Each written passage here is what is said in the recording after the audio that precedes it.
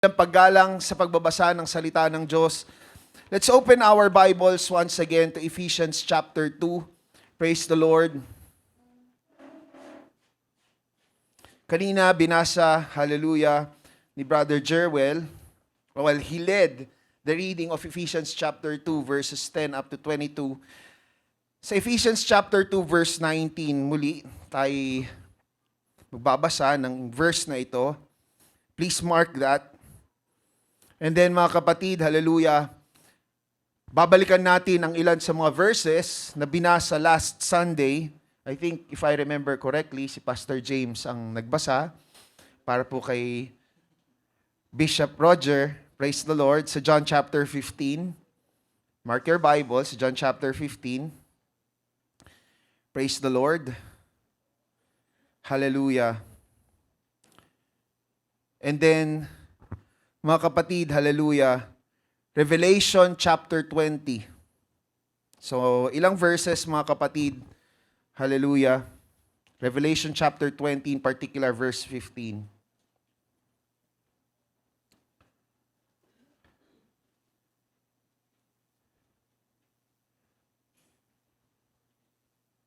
Praise God.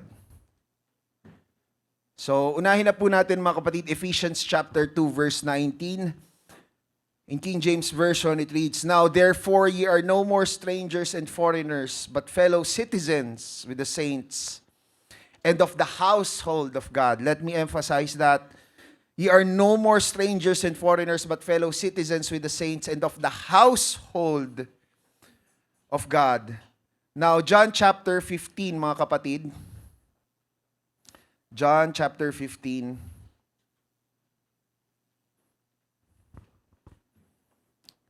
So verse 4, it reads there, "Abide in me, and I in you, as the branch cannot bear fruit of itself, except it abide in the vine, no more can ye, except ye abide in me." And then let's skip to verse 6. "If a man abide not in me, he is cast forth as a branch, and is withered. And men gather them and cast them into the fire. And," take note, "and they are burned." They are burned. Verse 16, let's skip to verse 16. Sabi natin, Panginoon sa Kristo, "Ye have not chosen me, but I have chosen you and ordained you that ye should go and bring forth fruit, and that your fruit should remain, that whatsoever ye shall ask of the Father in my name, he may give it you." And last verse na nais kong basahin natin, mga kapatid, bago tayo tumungo, hallelujah, sa pakikinig ng salita ng Diyos. Revelation chapter 20, verse 15. King James Version, "And whosoever was not found written in the book of life was cast into the lake of fire." Praise God, mga kapatid. Hallelujah. The Lord has impressed upon me to give this message, the title, "Abiding in Christ, Grafted into the Household of God." I repeat, abiding in Christ, basa natin sa John chapter 15, grafted into the household of God. Palakpakan po natin ang ating Panginoon. Thank you, Jesus. And you may now take your seats, mga kapatid. Hallelujah. Praise the Lord. Once again, mga kapatid, hallelujah, I feel blessed that the message last Sunday, hallelujah, seemed to be a confirmation that the Lord wants to tell us something. Hallelujah. And earlier, sa atin pong Sunday school, sa pagsasampo ng ating butihing pastor, hallelujah, lalo pong nako-confirm that God really is telling something to this church, mga kapatid. Hallelujah. Ikaw ba, mga kapatid, ay nabautismohan na sa ngalan ng ating Panginoon? Magsabing amen kung ikaw ay nabautismohan na. Amen. Ikaw ba, kapatid, ay nakatanggap na ng banal na Espiritu ng ating Panginoon? Say, praise the Lord. Praise the Lord. Oh, hallelujah. Thank you, Jesus. Now, this is my question for today. Hallelujah. Do you still abide in Christ? And do you still stay in the household of the Lord? If you believe so, say amen. Kasi makakapagpalubag ng loob ko bilang isang kaluluwa na mananampalataya kagaya ninyo na makarinig na at least in our own belief, in our own assessment, self-assessment, mga kapatid natin, that we still are staying in the household of the Lord. Hallelujah. Sa ibinahagi po na salita ng ating Panginoon, ng ating pong butihing Bishop Roger Lelis, last Sunday, mga kapatid, hallelujah, focused on bearing fruit. Amen? Ngunit bago mamunga, take note, ang isang sanga na nakakabit, hallelujah, sa anumang puno, di ba?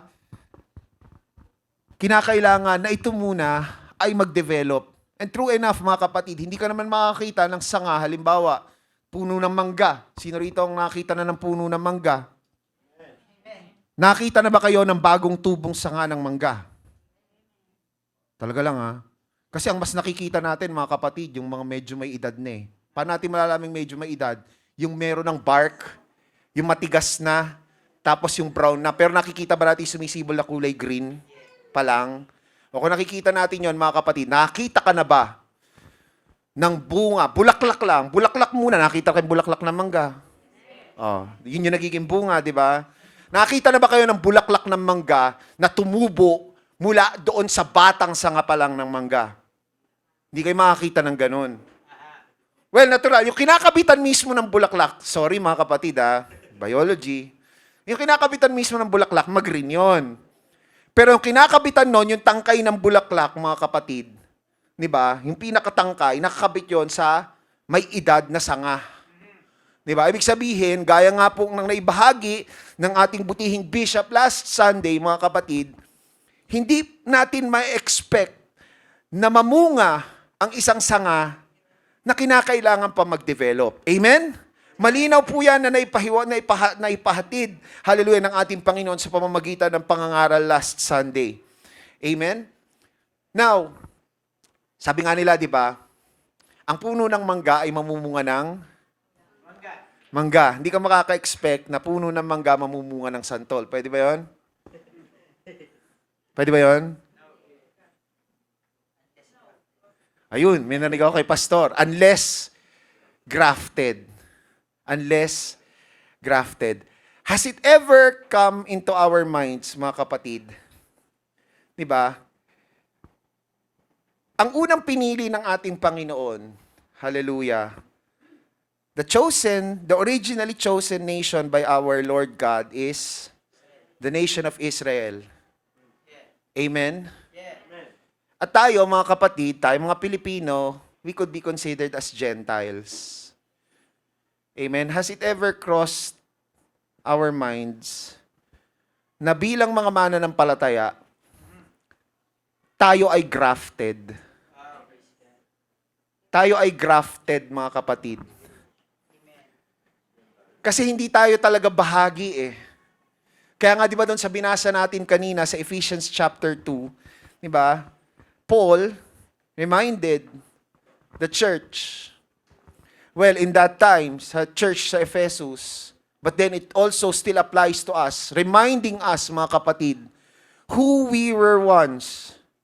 Diba? Na tayo, mga kapatid, kung tutusin, tayo ay mga dinidescribe na uncircumcised.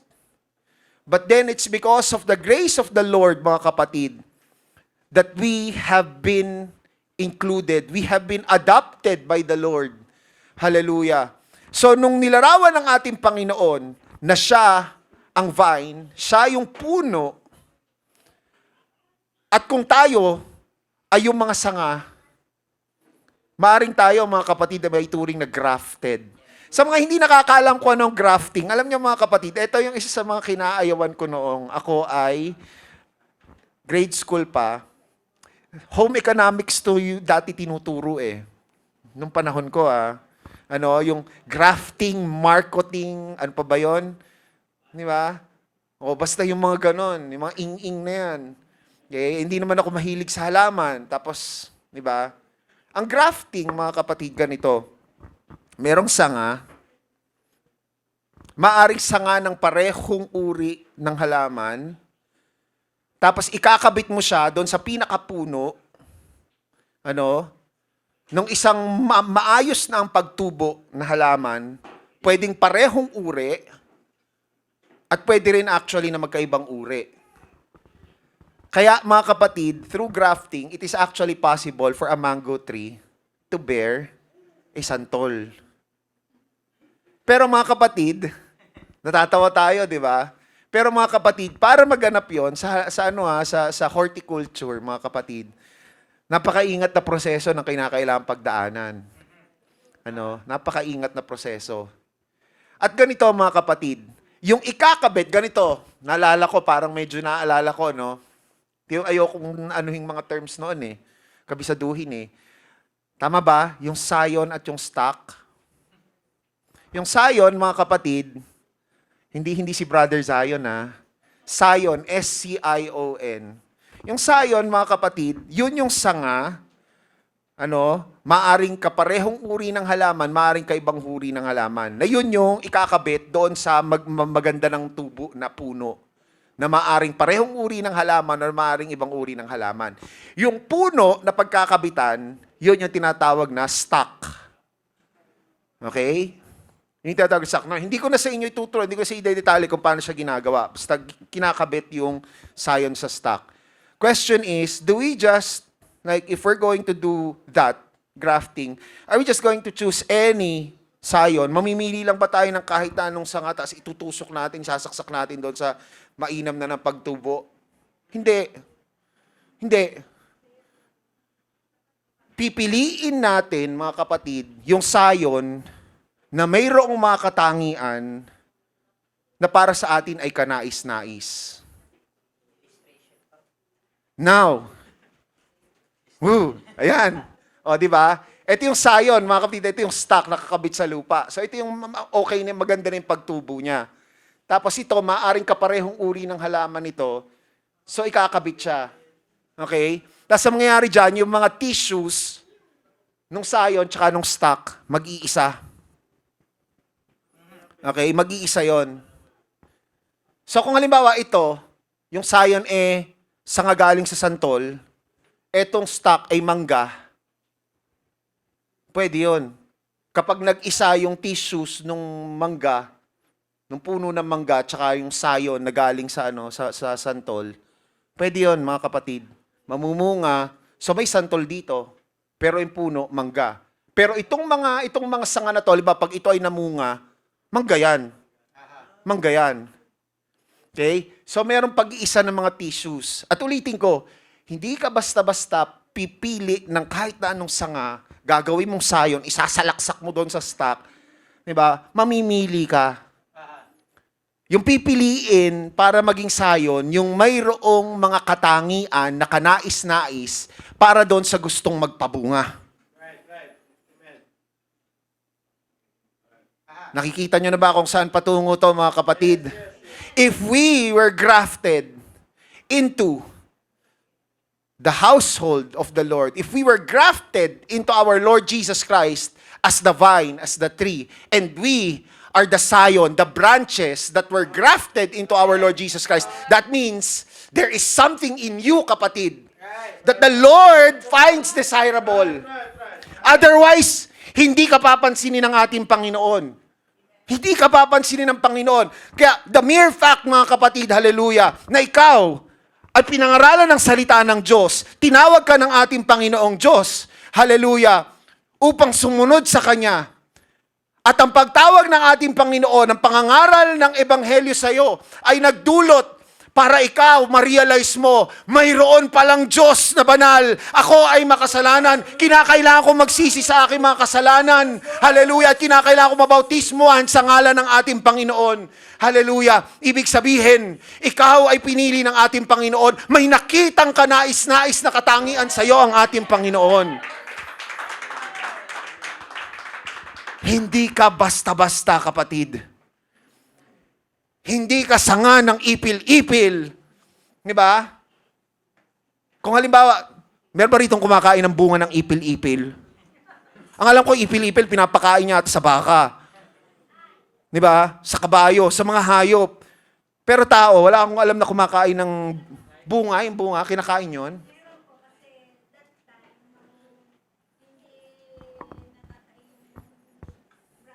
Oo.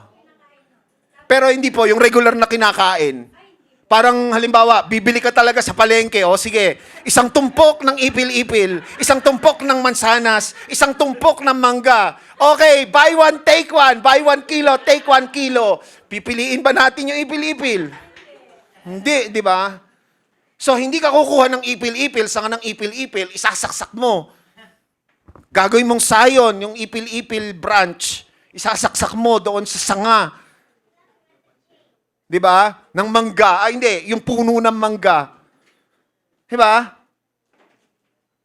Kung gagawin natin yon, ibig sabihin, meron tayong ninanais na katangian. May ine-expect tayo mula doon sa ginraft natin. At ang ating Panginoon may ine-expect sa bawat isa sa atin dahil nga may nakita siyang kanais-nais na nasa atin.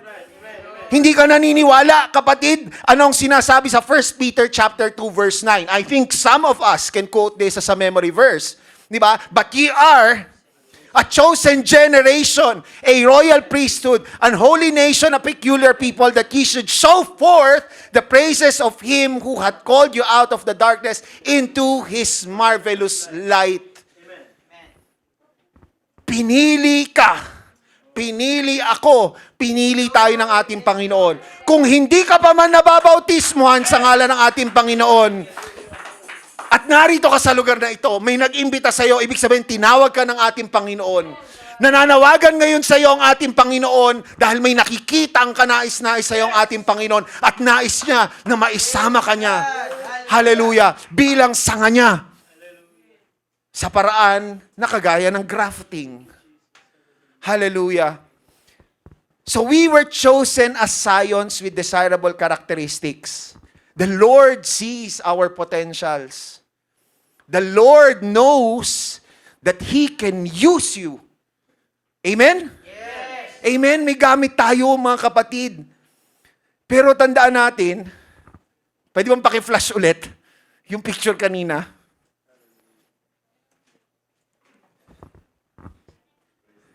Ang galing ng ating multimedia team, naisipan nila agad na magano ng sana. Di ba? Di ba magaling pa rin, di ba? Magaling pa rin ang music team. Palakpakan natin ating Panginoon, hallelujah. Di ba? Alam ng ating Panginoon na yung mga members ng music team ay magagamit ng ating Panginoon sa ministry na yan. Kaya tinawag sila ng ating Panginoon. Di ba? O yan. Basta na lamang bang sinaksak yung sanga. Subukan nyo, sige, kung meron kayong halamanan, subukan nyo gawin yan. Basta-basta, bara-bara. Diba? Saksak nyo. Sanga ng kahit ano, pwedeng yun namumulaklak na halaman, kagaya ng rose. Isaksak mo, i-graft mo sa gumamela. Diba? Basta-basta. Palagay mo, tutubo yan ng maayos. Well, may chance pero kailangan maingat yung proseso. Pinag-iingatan, mga kapatid. Kaya nga kung sino man, hallelujah, yung mananampalataya, yung kapatid, hallelujah, na nagdala sa iyo sa ating Panginoon, para ikaw ay mag-graft sa ating Panginoon. Hindi kanya basta-basta tinawag, hindi kanya basta-basta, o sige, magpapaptize ka. Hindi. Maingat na proseso. Babahaginan ka muna ng salita ng Diyos. Diba? Hindi lamang isang araw, one time, big time, na pag-evangelize, and then yun na. O, di ka na, magpapaptize ka na. Hindi ganon. Inaalam ng mananampalataya, inaalam ng nag-evangelize, mga kapatid, hallelujah, kung handa na ba yung kaluluwa bago siya dadalhin sa ating Panginoon. Gayun din, mga kapatid, bago tayo mag-graft ng sayon, kinakailangan ng preparasyon. Kinakailangan maayos yung pagkakaputol ng sayon. Kailangan maayos yung pagkakagawa ng pagsasaksakan ng sayon sa stock. At hindi lang basta isasalaksak. Dahil pag basta mo lamang sinaksak yan, pwedeng matanggal yan, pwedeng humulagpos yan, matanggal. At ano mangyayari doon sa sayon? Wala siyang ugat. Matutuyo, mamamatay. Walang problema sa stock. Walang problema doon sa mga malusog na nakakabit. Natural man na mga sanga or mga grafted na sanga. Ngunit kung malulusog na sila, wala silang problema. Dahil nakakabit na sila ng matibay, namumuhay na sila, tumutubo na sila, lumalago na sila, maaring namumunga na sila kasama ng stock. Pero yung basta-basta na lamang ikinabit sa sayon, nasayon, basta-basta na lamang ikinabit, pwede ang matanggal, pwede ang humulagpos. Kinakailangan maingat. Kaya kung ikaw, kapatid, kagaya ko, hallelujah, nawawari mo sa iyong sarili na ikaw ay patuloy na lumalago sa ating Panginoon, maaring ang namumunga ka na, kapatid. Hallelujah, magpasalamat ka sa ating Panginoon dahil kung sino man yung kapatiran na ginamit ng ating Panginoon para ikaw ay maikabit sa ating Panginoon bilang grafted na sayon, iningatan ka muna niya, kapatid. Magpasalamat ka sa pastor, hallelujah, na nagpanatili na ikaw ay nakakabit sa ating Panginoong Hesukristo. Otherwise, baka humulagpos ka agad. At ikaw, hallelujah, ay walang nangyari. Maaring napahamak. Now, for us, who the Lord is calling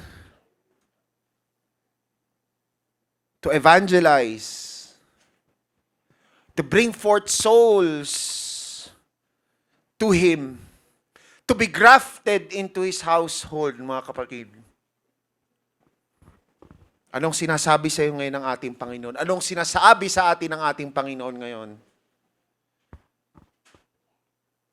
Ang pag-e-evangelize, ang soul winning, ay hindi paghahasik lamang. Hindi basta-basta ka lamang pupulot ng mga kaluluwa na sa palagay mo ay kailangang madala sa ating Panginoon. Maaring napakarami mo nga na nadala sa ating Panginoon. Marami kang naimbita sa church. 100. Total. For 5 years. Halimbawa lang, ilang years na ba tayo, Pastor? 15 years na. Salamat sa atin. Palakpakan nga natin at ating Panginoon. Hindi ko na malayan, 15 years na ang RTCM. Diba? O pagpalagay na natin, in 5 years, nakapag-invite ka ng 100. Ang tanong, ilan ang natira doon? Ilan ang nanatili doon? Ilan ba talaga? Hindi lamang yun na-convert. Kung hindi, yung nag-develop, nag-mature, at nabunga sa ating Panginoon. Huwag nating isipin na it's all about quantity. Actually, yes. The Lord wants more souls. Pero yun nga narinig ko, di ba, Pastor, nabanggit mo? Hindi lamang yung kung ilan yung na-win mo na souls. Ilan, hindi lang yung nanatili, Pastor, narinig ko sa'yo kanina, ilan yung mga naging disciple makers. Amen. Kasi kung disciple maker na, yung nadala mo sa ating Panginoon, ibig sabihin, sigurado namumunga yun. At kung namumunga na yun, ibig sabihin, matibay ang pagkakakabit niya sa stock. Matibay ang pagkakakabit niya sa puno, ang ating Panginoong Hesukristo.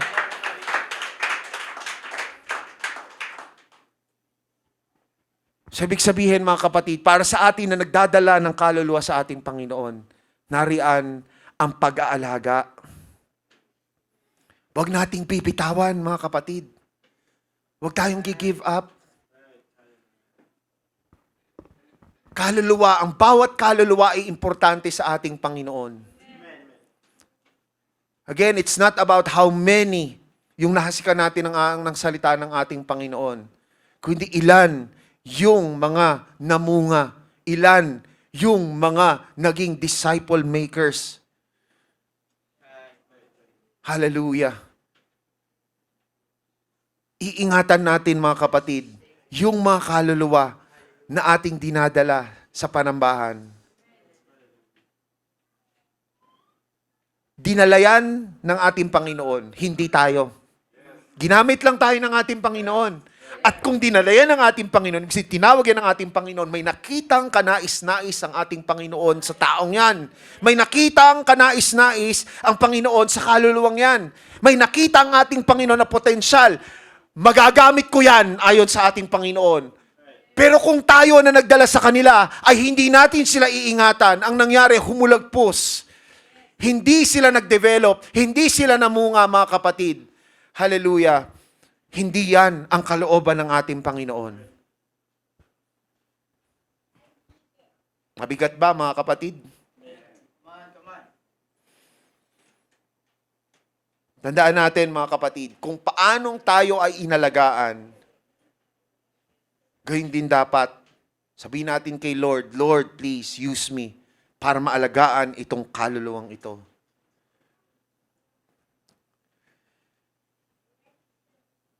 Kailangan manatili sa ating Panginoon. There's no question about that. The Lord Himself said it. Now, when we abide in our Lord Jesus Christ, that means we love the Lord and we keep His commandments. So may implication pa rin ito sa atin. Sa atin, ang mga maaring nakakabit na, grafted na, maaring nagkaroon na ng maturity, maaring ang namumulaklak na, namumunga na. Dumadaloy pa rin ba ang banal na Espiritu sa atin? Dahil kung sa sarili natin, mga kapatid, mahirap sundin ang mga utos ng ating Panginoon. May mga utos ng ating Panginoon na parang napakadali. Meron naman, mabibigat, ang hirap gawin. Pero kung nariyan ang banal na Espiritu sa atin, ng ating Panginoon sa atin, mga kapatid, magagawa natin. I can do all things through Christ, which strengtheneth me. Di ba? Question, when was the last time you were filled by the Holy Ghost? When was the last time you were filled by the Holy Ghost? Hindi nyo na kailangang sagutin yan. Hindi nyo kailangang magtaas ng kamay. Kailangan nakakaalam niyan at ang ating Panginoon. And then ask yourself, when was the last time you were used effectively by the Lord? May correlation yan, mga kapatid.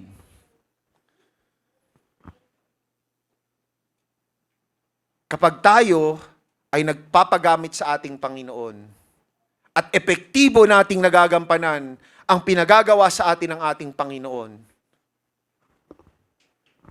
ibig sabihin, very recent ang pagkatanggap natin sa Holy Ghost. Receiving the gift of the Holy Ghost is not a one-time, big-time thing, mga kapatid. Nakapag-speak in tongues na ako once, okay na yon. Hindi, mga kapatid. Tayo ay mga sisidlan. Ang Holy Ghost, parang tubig yan. Ano? Nababawasan, lalo na kung yung sisidlan ay dumudumi. Hindi nananahan sa maruming sisidlan ang banal na Espiritu ng ating Panginoon. Banal na Espiritu ng ating Panginoon. Huwag nating ipilit, Lord! Manahan ka! Ibuhos mo ang banal na Espiritu mo sa akin, pero ang sisidlan ko ay marumi. Huwag nating ipagpilitan, mga kapatid. So when was the last time that we received the Holy Ghost? Let's ask ourselves. Baka naman marumi ang sisidlan, kaya napakatagal nang hindi tayo nakakatanggap ng Espiritu ng Panginoon. At baka kaya ang tagal na rin nung huli tayong nagpagamit sa ating Panginoon. Hindi lamang sa pag-e-evangelize, hindi lamang sa soul winning. Di ba nga, nabanggit din ni Bishop Roger, kahit ikaw ay nakaupo lang dyan, kapatid. Madaming beses na rin binabanggit ni Pastor James. Kahit ikaw Feeling mo, hindi ako nakakatayo sa likod ng pulpito, nakaupo lang ako rito. Ano bang silbi ko rito? Sa sambahayan ng ating Panginoon. Ngunit hindi mo alam, yung panalangin mo ang nagdulot para lalong bumilis ang pagtugon ng ating Panginoon sa pinapanalangin ng kapatid mo. Maaring yung ngiti mo, nung sinalubong mo ang ating kapatid, hallelujah, ang nakapagbigay ng kagaanan sa kalooban ng ng ating kapatid dahil meron siyang pinagdaraan ng napakabigat na sitwasyon.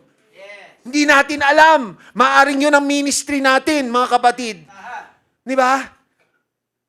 Pero kailan yung huling beses, mga kapatid, na nagamit tayo ng ating Panginoon sa paraang epektibo? May kinalaman yan sa kung kailan tayo huling nakatanggap ng banal na Espiritu ng ating Panginoon. So if you feel that it has been a long time since you have received the Holy Ghost, mga kapatid, huwag ka na mag-atubili pa. Hilingin mo sa ating Panginoon ang pagbuhos ng kanyang banal na Espiritu sa iyo. Pagbuhos ng kanyang banal na Espiritu sa atin. Talking about the household of God. So basically, we are not just grafted branches onto our Lord Jesus Christ, but we are also members of the household of God. Do you believe that, church? And in any household, for you to be a part of the household, that means you are doing your part. May ginagampanan tayo. Ang ama ng tahanan, may ginagampanang role. Ang ina ng tahanan, may ginagampanang role yan sa sambahayan. Ang mga anak, may ginagampanan din niyang role. Hindi lang yan mga palamunin. Diba? Sorry for the term. Hindi lang yan mga palamunin. Diba? May ginagampanan din naman na role yan. Diba? Oh, mga kapwa ko magulang. Aminin natin. Diba? Kapag tayo ay niyayakap na ng ating mga anak, kahit feeling natin, ba naman tong anak ko, parang hindi ko mautusan. Umano? Pabibilhin ko lang na suka sa kanto, hindi ko mautusan, ako pa yung bibili.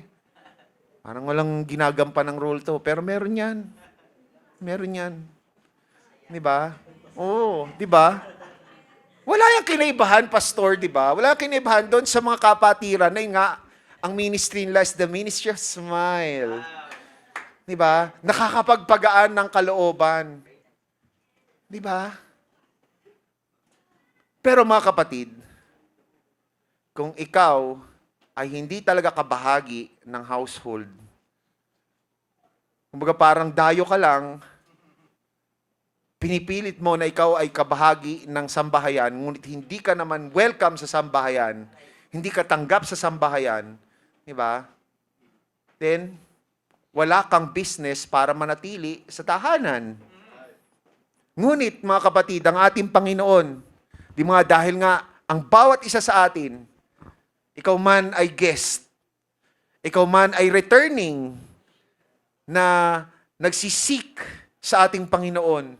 Hallelujah. Gaya nga nasabi ko kanina, ikaw ay pinili ng ating Panginoon. Ikaw ay tinawag ng ating Panginoon. So, ibig sabihin, ikaw, nais ng ating Panginoon maging kabahagi ng kanyang sambahayan.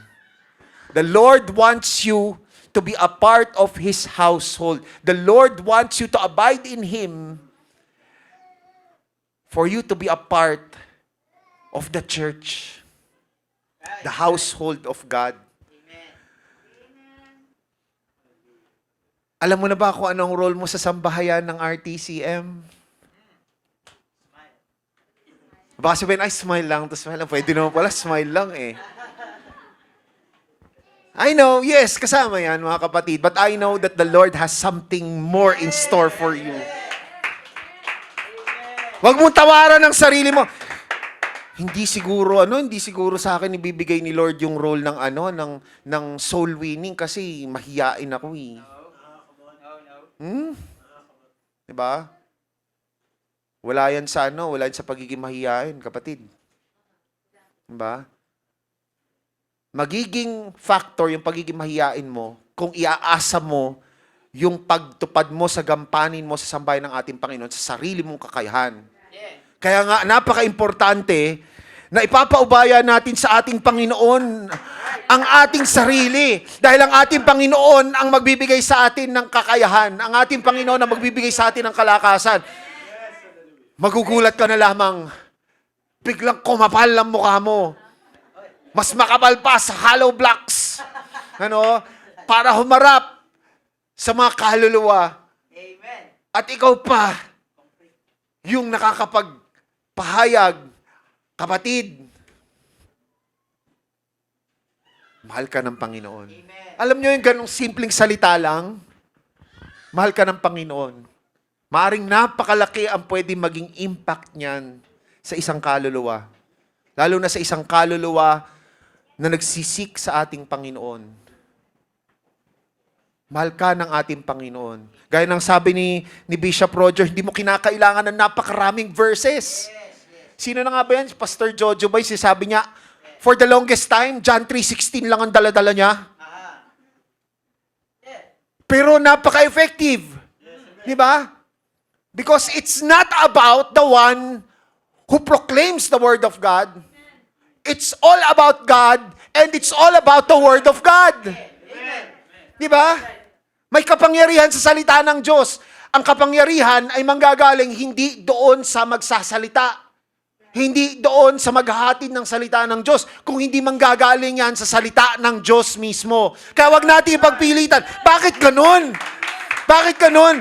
Ang dami-dami ko ng verses na isinare dito sa kaluluwang ito, pero ang hirap pa rin niyang ma-invite. Pag ini-invite ko siya pagdating ng Sunday, pagkatok ko, nagtatago. Pinagtataguan ako. Ang lalabas, ang bubungad yung anak, sasabihin, wala po si mama, namamalengke. Sunday.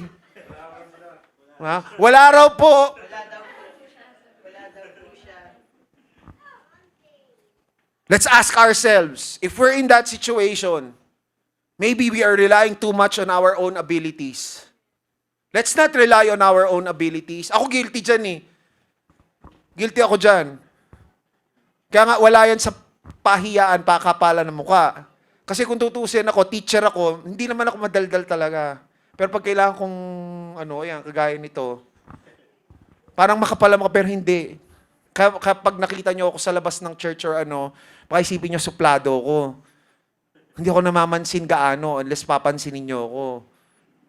Kasi hindi talaga, hindi ko talaga nature na maging, pero pag kinakailangan kong magpagamit, either para sa aking gampanin bilang isang guro sa secular, or magamit para sa ministry, mga kapatid, doon, nagiging parang kapal muksa ko.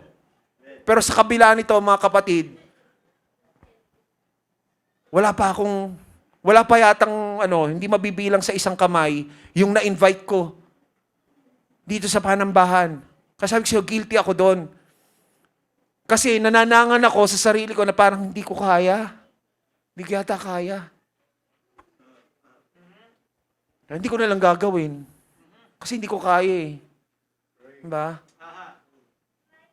Amen. Salita ng Diyos at prayer.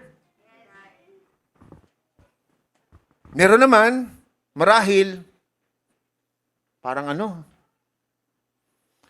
broadcast, kumbaga parang sa paghasik ng salita, parang broadcast type. Ganun. Diba?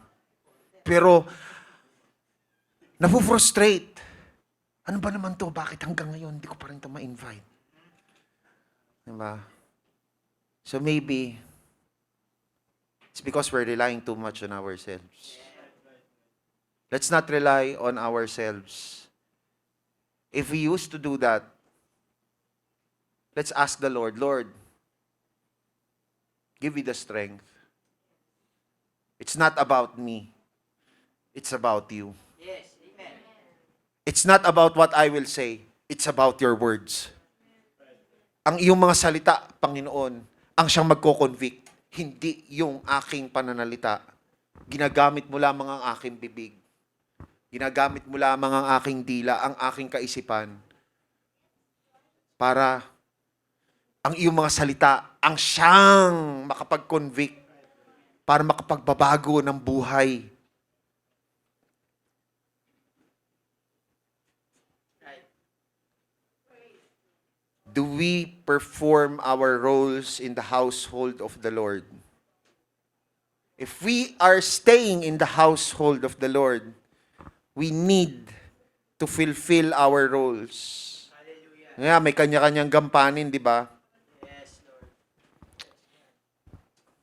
Ito, madalang pag-usapan to.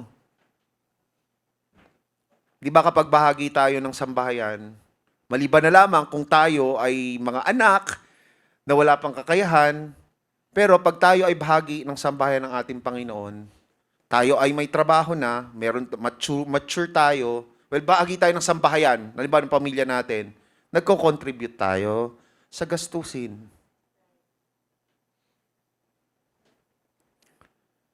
Sorry kung ang dating pera-pera, pero hindi, mga kapatid. The Lord is reminding us that we, as a part of His household, we need to perform our responsibilities as members of the household of the Lord. If we think that we are already mature, di ba? Or we are already relatively more mature than others in the church, then hindi na dapat mahirap sa atin ang pagbibigay ng ating ikapu at alay para sa ating Panginoon. Because part of maintaining the upkeep, part of maintaining the household of the Lord, of course, inevitably, wala pa naman tayo sa langit, mga kapatid. Siguro pag nasa langit na tayo, yun yung hindi na natin kinakailangan magbigay ng tithes, hindi na natin kinakailangan ng love offering, kasi wala nang upkeep. Ano ibig sabihin ng upkeep? Kuryente, ayan, nakabukas ang ilaw. Nakabukas ang aircon. We're feeling comfort. At salamat sa ating Panginoon, we are enjoying comforts that are not being enjoyed by other churches. Nevertheless, those other churches keep on faithfully serving the Lord. Yes. That's it. So, are we contributing to the upkeep of the household of the Lord?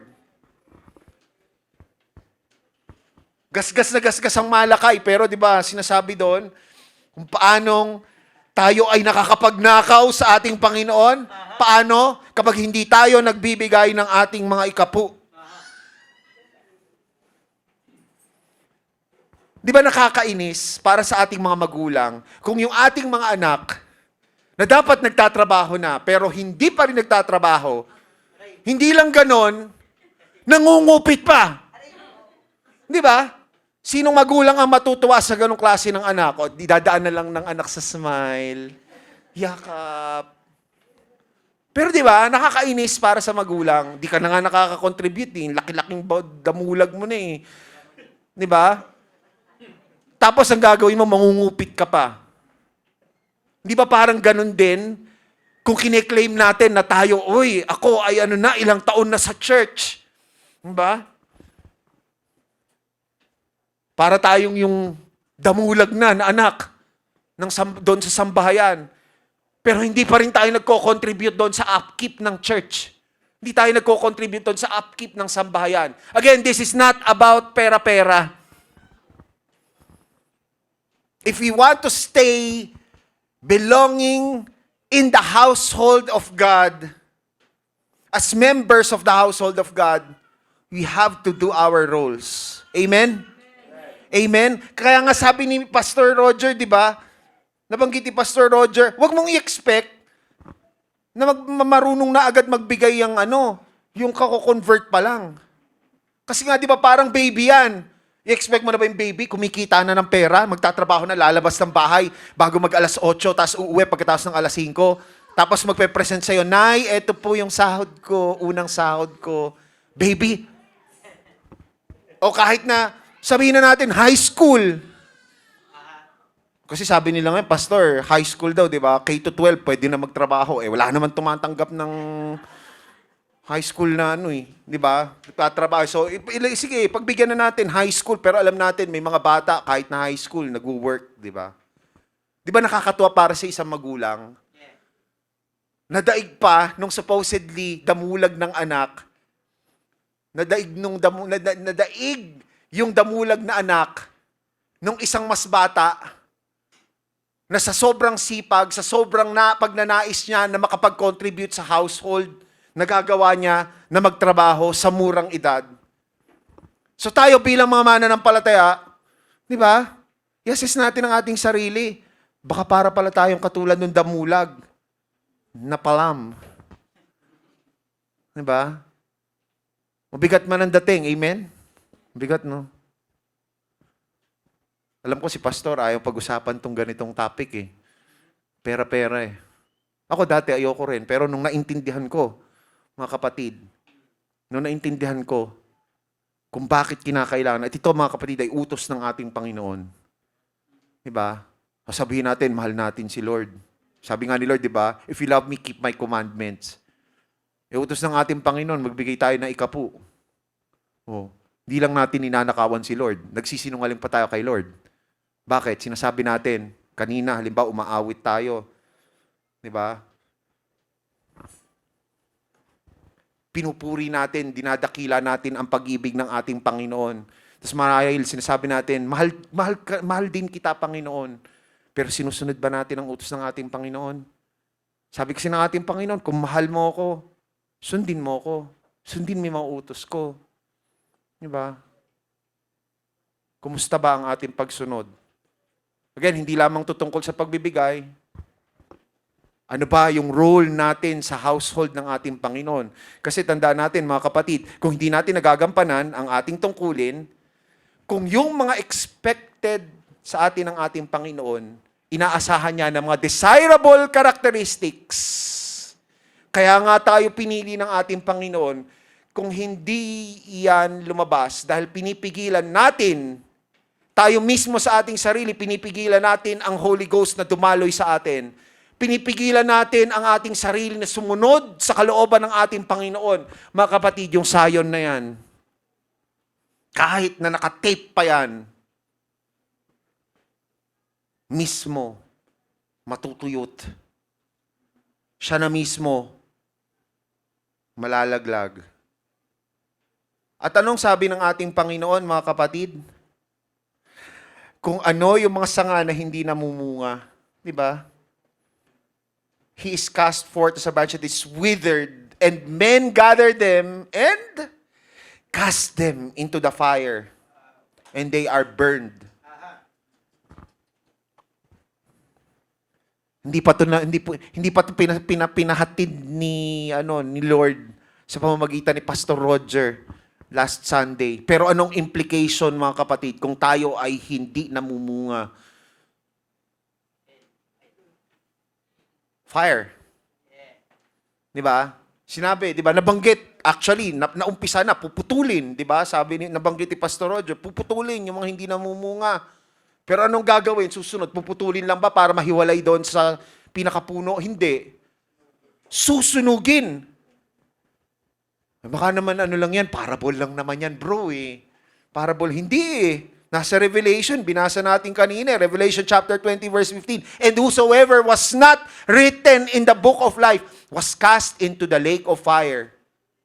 If you are still part of the household of the Lord because you keep on abiding in Jesus, you keep His commandments, mga kapatid, definitely, your name will be written in the book of life. But, if we are not abiding in our Lord Jesus Christ, if we are no longer really part of His household, mga kapatid, then we will be as those withered branches and we will be thrown into fire. Yun ba ang nais natin, mga kapatid? Baka nakakalimutan na natin, lagi nating naiisip, mabait si Lord, maawain si Lord, mahabagin si Lord. Gumagawa naman ako ng mabuti. Kinalimutan na natin, yung tungkol sa impyerno, baka pinagtatawanan na lang natin yung, hell song. Hell song. Diba? Alam niyo yung hell song? Hindi Hillsong ha, yung hell song. Ayan, mamaya siguro yung music team. After ng service, pwede nila awitin yan. Diba? Baka parang inisip natin, parang pabiru-biru lang, parang ang fancy nung kanta. Pero mga kapatid, seryoso yun. Totoong impyerno.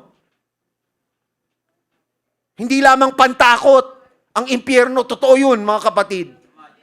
Kaya kung tayo ay hindi mananatili sa ating Panginoon, tayo na mga nagka-claim na sanga ng ating Panginoon, nakagraft sa ating Panginoon, tayo ay malalaglag, tayo ay matutuyot, at ano mangyayari? Tayo ay pupulutin para ihagis sa apoy.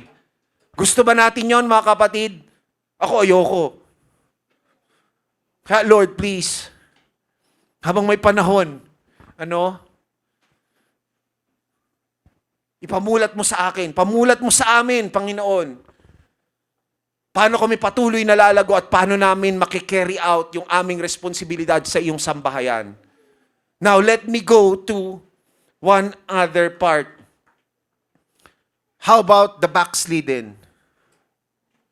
Do we still remember our backslidden brethren? Do we still have concern for our backslidden brethren? Tandaan natin, mga kapatid, sila, kagaya natin, grafted din. But for some reason, na-separate na sila mula doon sa stock. Hindi natin alam, baka sila ay natutuyo na. Huwag na nating hintayin, mga kapatid, na sila ay matuyo at sila, mga kapatid, ay maisama sa mga itatapon sa apoy. Kung mayroon pang panahon, mga kapatid, maaring ito paalaala sa atin ng ating Panginoon. Kung mayroon tayo na mga naaalala, hindi man natin kasama dito sa church, sa RTCM, pero kung meron tayong kilala na backslidden, maybe the Lord is reminding us right now, nasaan na ang concern mo, anak?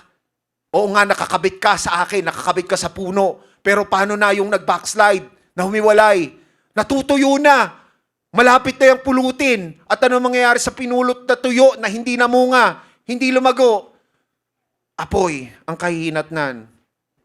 And also, how about the rest of the world? Where is our concern for those who still need to know Jesus? And for people, for the souls who need to know that Jesus loves them as much as He loves us.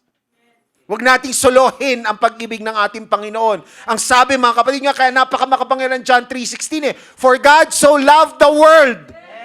The world. Hindi sinabing God so loved those who will be willing to get converted. No. For God so loved the world. Ibig sabihin, lahat. Where is our concern for those souls? Maaring sila, mga kapatid, ay mga sanga na nakikita rin ng ating Panginoon na mayroong kanais-nais magagamit sa kanyang sambahayan. Ngunit baka tayo ay nagpapapigil para gamitin, para mapulot ng ating Panginoon yan at para maikabit sa Kanya. Kasi wala tayong pakialam. Maybe the Lord right now is telling us, magkaroon tayo ng mas masidhipang pakialam sa mga kaluluwa na hindi pa nakakakilala sa ating Panginoon. Kaya nga, mga kapatid, hallelujah, the Great Commission, hallelujah, making disciples, hallelujah. Yes, making disciples. But let's modify, let's take it up one more level higher. Let's make disciple makers. Yung mga pupulot ng sanga, yung mga pupulot sa mga sayon na pwedeng maigraft sa sambayan ng ating Panginoon, kagaya na kung paano tayo ay napulot dahil tayo ay pinili ng ating Panginoon para maikabit sa Kanya. Huwag nating hintayin, mga kapatid, hallelujah, na ang mga sayon, hallelujah, na hindi pa nakakabit or maaring nakakabit noon pero humulagpos, hallelujah, huwag nating hintayin na sila ay matuyot, na sila ay mapasama, hallelujah, sa ihahagis sa apoy. Huwag din nating hayaan, mga kapatid, na tayo na nakakabit na, mga kapatid, hallelujah, sa stock, which is our Lord Jesus Christ, ay matatanggal pa dahil hindi natin nagagampanan ang ating role. Hallelujah. Hindi na dumadaloy ang banal na Espiritu sa atin. Hallelujah. Kaya mangyayari, tayo mismo ay matutuyot, tayo ay huhulagpos, at tayo ay mapapasama sa mga ihahagis sa apoy. Huwag na nating hintayin yon, mga kapatid. The Lord is telling something to this church. The Lord is telling something to this church. Hallelujah. Hallelujah, hallelujah. Can we all stand? Hallelujah. I enjoin everyone to stand. Hallelujah.